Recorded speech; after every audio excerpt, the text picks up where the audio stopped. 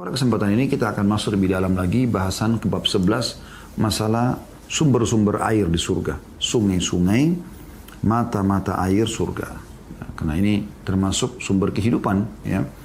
Maka ini Allah subhanahu wa ta'ala siapkan mata-mata air yang sangat banyak. Tapi jangan Anda bayangkan seperti mata air di dunia. Karena ini sesuatu yang luar biasa berbeda.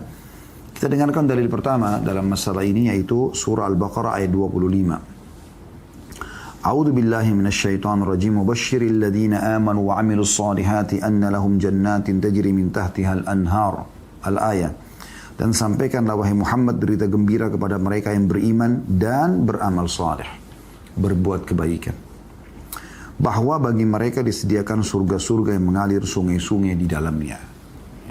Perhatikan firman Allah subhanahu wa ta'ala, sungai-sungai mengalir di dalamnya. Ya.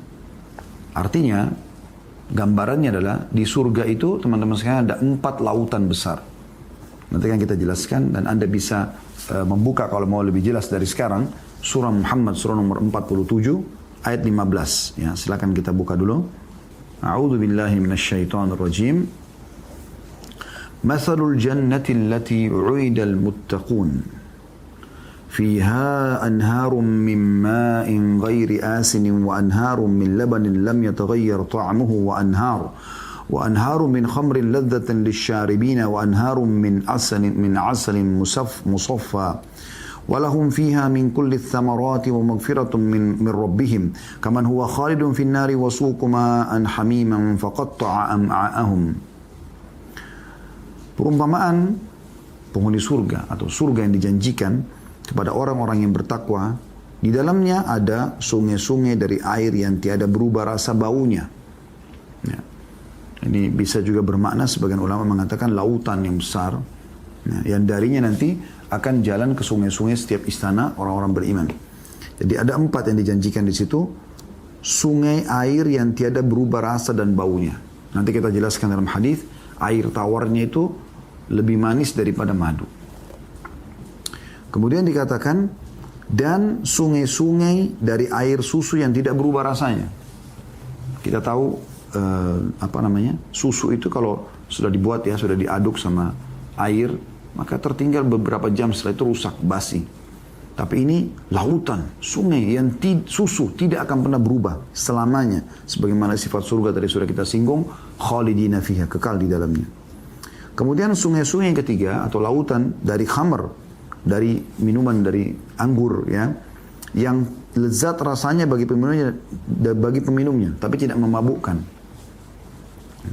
Kemudian yang keempat, sungai-sungai dari madu yang telah disaring, nggak ada lagi sarang-sarang lebahnya, semuanya bersih, dan mereka memperoleh di dalamnya segala macam buah-buahan dan ampunan dari Rabb mereka, nggak ada lagi hukuman.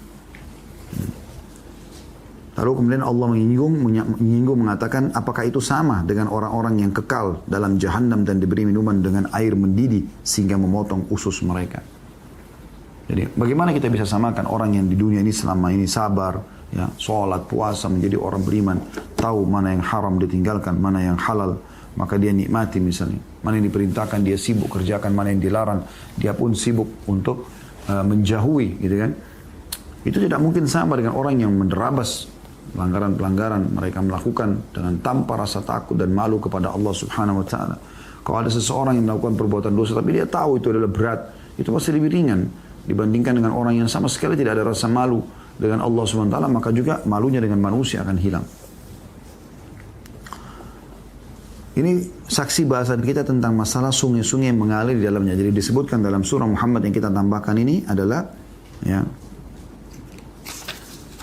itu 4 buah sungai, dan itu disebutkan di sini ya oleh penulis terjemahnya tapi tidak ditulis ayatnya. Makanya kita tadi baca dalam surah Muhammad. Baik, 2 ayat ini menjelaskan tentang masalah adanya sungai dan mata air di surga. Kita dengarkan bagaimana hadis Nabi SAW menafsirkan surah Muhammad ayat 15. Dan kenapa tadi saya mengatakan lautan, sementara memang ada terjemahan juga sungai di sini ya. Karena ada hadis ini. Perhatikan hadis yang pertama dalam bab kita ini dan hadis 37 dari awal kita belajar. Muawiyah radhiyallahu anhu meriwayatkan sabda Nabi SAW, Inna fil jannati bahral ma' wa bahral asal wa bahral laban wa bahral khamr, thumma tushaqqaqul anharu ba'd. Sesungguhnya di surga terdapat, perhatikan terjemahannya, lautan air. Jadi ini tafsir daripada surah Muhammad tadi ya. Air tawar yang tidak berubah rasanya. Lautan madu yang sudah tersaring. Lautan susu yang tidak pernah basi. Dan lautan khamr, minuman dari anggur yang tidak memabukkan. Kemudian terbentuklah sungai-sungai nanti darinya. Hadits ini ada putnot nomor 37 diriwayatkan Tirmidzi jilid 4 halaman 100 dan dinilai hadits ini hasan sahih. Ya. Jadi ini hadits yang tadi menyebabkan kenapa kita sebutkan makna daripada sungai di dalam surah Muhammad itu adalah lautan. Dan dari situlah akhirnya mengalir ke seluruh sungai-sungai di istana orang-orang beriman. Dan sungai yang ada nanti di istana Anda, milik Anda. Ya. Anda bayangkan teman-teman kalau Anda nginep di hotel bintang 5, bayangkan hotel termahal di muka bumi ini, kemudian Anda nginep di sana. Kalau dia dekat lautan atau dekat sungai, biasanya yang view laut itu, atau sungai, view air lah, gitu kan, itu lebih mahal. Ya, yang bisa melihat langsung ke lautan, pemandangan itu mahal biasanya. Cottage-cottage yang pinggir laut itu kan, hanya untuk menjual pemandangan itu. Tapi itu bukan milik Anda. Anda pun bayar di saat Anda pun tinggal pada saat Anda punya uang. Orang yang punya hotel mungkin membeli tanah itu, tanahnya atau menyewa dari pemerintah, tapi dia bukan pemilik lautan tersebut. Pemerintah pun bukan milik dia pribadi, dikatakan milik negara. Negara pun bisa setiap saat saja direbut oleh negara lain dan seterusnya. Jadi bukan milik, tidak ada dikatakan milik mutlak. Tapi di surga nanti milik Anda pribadi. Tidak akan pernah pindah kepemilikan selamanya. La ilaha illallah. Tidak Tuhan yang berhak disembah kecuali Allah. Ini hanya dengan Anda patuh saja. Patuh saja kepada Sang Pencipta Allah, kerjakan perintah, tinggalkan larangan. Anda masih diberikan umur hari ini, perbanyak, maksimalkan ibadah Anda, tingkatkan kualitas dan kuantitasnya. Dan Anda kalau berbuat dosa, bertobat dan istighfar kepada Allah. Hadits yang kedua dalam bab kita, urutan 38 dari awal kita belajar. Abdullah bin Umar radhiyallahu anhu meriwayatkan sabda Rasulullah SAW, Al-Kautsar adalah sungai di surga. Kedua tepinya terbuat dari emas. Dan tempat alirannya terbuat dari intan dan permata yakut. Lumpurnya dari kasturi. Airnya lebih manis daripada madu. Dan airnya lebih putih daripada salju. Hadis ini riwayat Tirmidzi, jilid 5 halaman 120. Dan ia menilai hadis ini hasan sahih. Serta Ibnu Majah meriwayatkan nomor 4334. Hadis ini teman-teman sekalian adalah hadis yang mulia. Hadis menjelaskan tentang ada Kautsar. Ya, ini sungai telaga untuk Nabi SAW di surga yang Allah SWT sebutkan khusus namanya surah Al-Kautsar. A'udzubillahi minasyaitonir inna a'tainakal kautsar.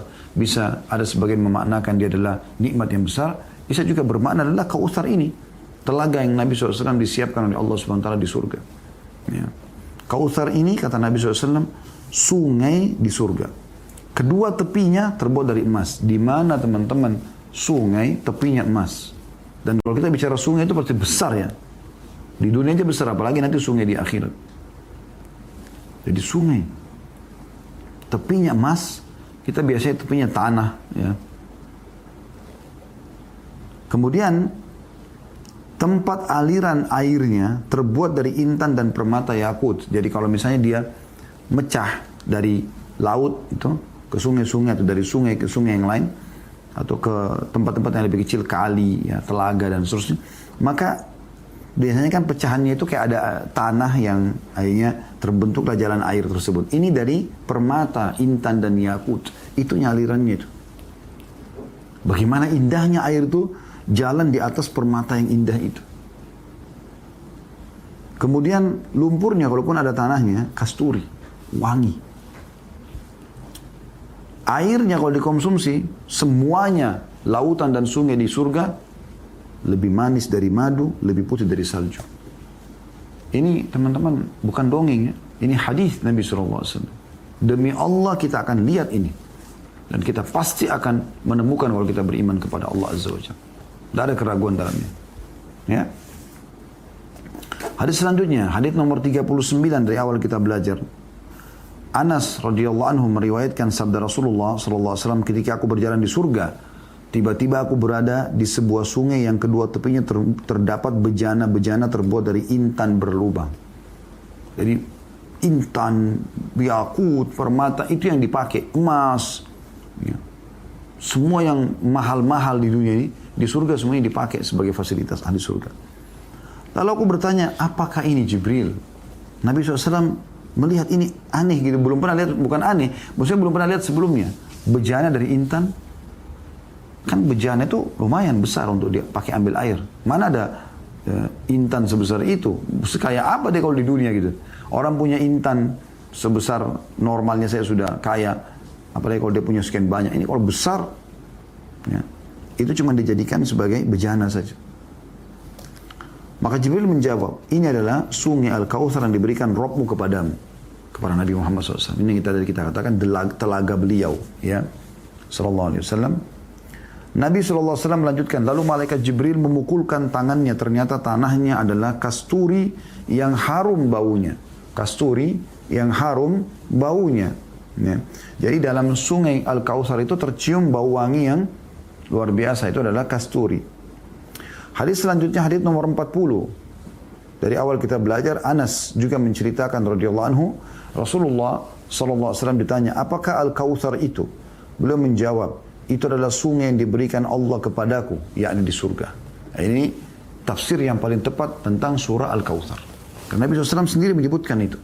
Kalau tadi hadis yang sebelumnya diriwayatkan Bukhari, jilid 11 halaman 464 dan Tirmidzi jilid 5 halaman 199, yang masalah Jibril berkata kepada Nabi SAW, ini adalah sungai Al-Kautsar yang Allah berikan kepadamu. Jadi jelas dalam hadis Bukhari ini diisyaratkan Al-Kautsar itu bukan nikmat yang besar, tetapi dia adalah sungai itu. Dalam hadis ini juga, dan diriwayatkan Tirmidzi dengan sanad hasan jilid 4 halaman 87, Rasulullah SAW ditanya, apa itu Kautsar? Maka beliau menjawab, itu adalah sungai yang diberikan Allah kepadaku, yakni di surga. Ia lebih putih daripada susu dan lebih manis daripada madu. Di dalamnya terdapat burung-burung yang lehernya seperti leher unta kecil. Umar mengatakan, sungguh ini benar-benar nikmat. Rasulullah SAW bersabda atau mengatakan, rasanya lebih nikmat daripada yang digambarkan. Jadi artinya di sekitar sungai itu ada burung-burung. Kan biasa di pinggir-pinggir sungai itu ada burung-burung ya. Maka ada seperti itu di dunia, tapi beda gambarannya, sangat beda. Karena tepinya kiri kanannya emas, saluran-salurannya dari intan dan ya, yakut, ya, permata yang mahal. Mana lagi air yang lebih putih dari susu, ya, dan lebih manis daripada madu. Pada saat Umar bin Khattab mendengar ini, beliau mengatakan, sungguh ini nikmat yang besar sekali. Maksudnya mendengarnya aja sudah luar biasa, gini kata Umar bin Khattab. Dengar aja air lebih putih daripada susu dan lebih manis daripada madu. Ini bagaimana gambarannya gitu? Ya, kemudian ada burung-burung yang di situ indah terlihat. Maka kata Nabi SAW, engkau menikmati nanti air itu jauh lebih besar, lebih nikmat dibandingkan yang digambarkan. Hadis selanjutnya, hadis nomor 41. As-Sammak menceritakan suatu ketika ia berjumpa Abdullah bin Abbas radhiyallahu anhu di Madinah setelah penglihatannya buta. Maksudnya Abdullah bin Abbas setelah buta di akhir hidupnya. Lalu bertanya, wahai Ibnu Abbas, bagaimanakah tanah surga? Ia menjawab, marmer putih yang terbuat dari perak. Ya. Lantai putih, perak tapi. Seolah-olah cermin. Jadi bukan perak yang Anda bayangkan seperti warna silver itu ya, yang masih butek, Anda tidak bisa lihat ya. Tapi betul-betul perak ini yang seolah-olah cermin, mengkilat sekali ya. Aku bertanya, apa cahayanya, penerangannya? Kata beliau, apakah kamu tidak melihat ketika terbit matahari? Lihat nggak matahari terbit seperti apa? Ya, tidak menyengat, tapi menerangi muka bumi ini. Itulah cahayanya. Cuma tidak ada padanya matahari maupun sinar panasnya. Jadi tidak ada panas, ya. Juga tidak ada matahari itu. Aku bertanya, bagaimana sungainya? Supaya bisa jadi sumber kehidupan air. Apakah diparit? Ia menjawab tidak. Tapi sungai tersebut mengalir di atas tanah surga dengan tenang. Tidak melimpah ke sana dan kemari. Ini potongan yang luar biasa teman-teman. Renungi baik-baik ya. Abdullah bin Abbas radhiyallahu anhu menceritakan masalah ini. Bagaimana posisi air itu? Dan kejelian As-Sammak rahimahullah, seorang tabi'in yang luar biasa ini bertanya. Dia tanya, apakah sungai itu seperti sungai kita di dunia? Dibuat sungai kan itu kayak parit ya. Jadi kayak ada cekungan gitu, ya ada kemudian ada air di dalamnya kan, seperti itu. Apakah seperti itu bentuk sungai di surga? Kata Ibnu Abbas, tidak. Lalu bagaimana sungainya? Airnya di atas tanah surga. Airnya nggak sentuh, jadi nggak ada cekungannya, nggak ada. Air di atas, ya. Bayangkan Anda. Tidak jatuh, tidak tumpah ke sana, tidak tumpah ke sini. Luar biasa ini indahnya. Kita baru dengar aja sudah mencoba membayangkan bagaimana air bisa ngapung ya di udara tanpa tersentuh, tanpa ada wadah yang menahannya. Dia ngapung. Tidak tumpah ke sana sini. Perhatikan. Kata As-Sammak kepada Ibnu Abbas, apakah diparit, digali itu sehingga air tertampung situ? Dia menjawab, tidak. Tapi sungai tersebut mengalir di atas tanah surga dengan tenang. Tidak melimpah ke sana dan kemari. Allah berfirman padanya, jadilah maka jadilah ia. Seperti itu Allah inginkan. Karena Allah kan kalau mau, kun fayakun, jadi maka jadilah. Aku bertanya, apakah pakaian surga? Dia menjawab, di dalam surga terdapat pohon yang berbuah seperti delima. Ini khusus pakaian ahli surga. Nanti dibahas ada babnya sendiri ya. Pakaian ahli surga. Seperti apa? Kata Ibnu Abbas, ada pohon di surga seperti delima. Anda lihat delima tapi besar sekali. Jika kekasih Allah menginginkan pakaian darinya, maka buah itu merunduk padanya dengan rantingnya. Buah itu besar, merunduk tiba-tiba di depannya orang tersebut. Lalu terbelah, terbuka. Di dalam delima itu, terdapat 70 gaun dengan aneka warna. Kemudian tertutup lalu kembali seperti sedia kala. Hadis riwayatkan Ibnu Abi Dunya dengan sanad hasan. Sebagaimana dinyatakan oleh Al-Hafidh Mundhir dalam kitab Targhib jilid 6 halaman 291. Ini hadisnya adalah hadis yang hasan. Perhatikan teman-teman, hadis ini mulia sekali. Saya ingin lebih dalam kita renungi kembali. Ibnu Abbas ditanya radhiyallahu anhu tentang masalah bagaimana tanah surga. Maka beliau mengatakan perak putih seperti cermin. Ya, perak putih seperti cermin. Anda bayangkan itu. Luar biasa ya. Saya teringat tiba-tiba kisah seorang arsitek dari Jerman masuk Islam gara-gara ini. Gara-gara ayat-ayat tentang sungai mengalir di bawah surga. Beliau pernah, atau orang ini, tapi saya tidak temukan namanya, tapi dalam kisahnya insya Allah benar. Dia mungkin di antara banyak arsitek atau di antara sekian arsitek yang suka menggabungkan antara klasik sama modern lah ya. Biasa orang bilang klasik modern ya. Jadi dia coba mengumpulkan literatur klasik menurut dia secara arsitek, dia mau ambil ilmunya secara arsitek, dan ada juga yang modern. Nah, salah satu literatur dia Al-Quran rupanya. Dianggap ini adalah buku kuno bagi dia gitu kan. Karena sudah 1400 tahun menjadi panduan hidup gitu. Intinya, dia cari masalah arsitek, satu waktu setelah dia melihat tentang arsitektur, dijelaskan tentang kaum-kaum yang Allah binasakan gitu kan. Bagaimana gunung-gunung batu dijebol oleh kaum 'Ad, ya, kaum Thamud, jadikan sebagai tempat-tempat tinggal mereka. Maka dia terlintas ayat tentang surga. Dan selalu ayat Al-Quran tentang surga. Kalau ada jannah, tajri min tahtil anhar, mengalir di bawahnya sungai. Tajri min tahtil anhar, mengalir di bawahnya sungai. Kenapa ini? Kenapa surga dijanjikan untuk orang-orang beriman? Itu ada di bawahnya mengalir sungai. Apa hikmahnya? Dia penasaran, dan ini sebab dia masuk Islam. Kenapa dijanjikan oleh untuk umat Islam masalah? Kenapa ada air, ada apa? Dia kebetulan punya tanah masih kosong di Jerman. Kemudian dia bangun bangunan yang bagus di situ, ya, semampu dia. Kemudian ada yang dia ubah, yaitu dia buat lantainya semuanya kaca. Kemudian di bawahnya dia buat air mengalir. Ada panel listrik sendiri khusus untuk mengalirkan air di situ. Setelah selesai dia bangun, dia keliling Eropa. Dia seperti biasa menawarkan jasa dia ke perusahaan-perusahaan di Eropa, arsitek dia. Kemudian dia pulang satu waktu setelah 2 pekan dan dia sangat penat, capek. Maka dia pun pada saat pulang, langsung pada saat itu pergi ke rumah barunya. Dia tidak pulang ke istrinya dulu.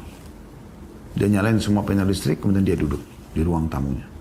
Ada satu hal yang menggugah dia, yaitu beberapa menit saja Dia duduk di sofa, tiba-tiba penatnya yang 2 minggu ini hilang. Tidak seperti biasa. Biasanya dia ini butuh istirahat, tidur, istirahat beberapa hari baru kemudian menghilangkan penat yang begadang selama 2 pekan itu. Dia penasaran, dari mana? Dia lihat wallpaper, dia dinding, lihat apalah semua di situ di rumah. Semua bagus, tapi semua bukan hal yang baru gitu bagi dia. Sampai dia penasaran, dia matikan lampu. Sampai tersisa akhirnya cuman panel listrik yang untuk mengalirkan air itu. Kemudian dia duduk kembali di sofa, sampai akhirnya dia merenung. Setelah beberapa menit dia dengarkan gemericik air, dia rasakan ketenangan jiwa.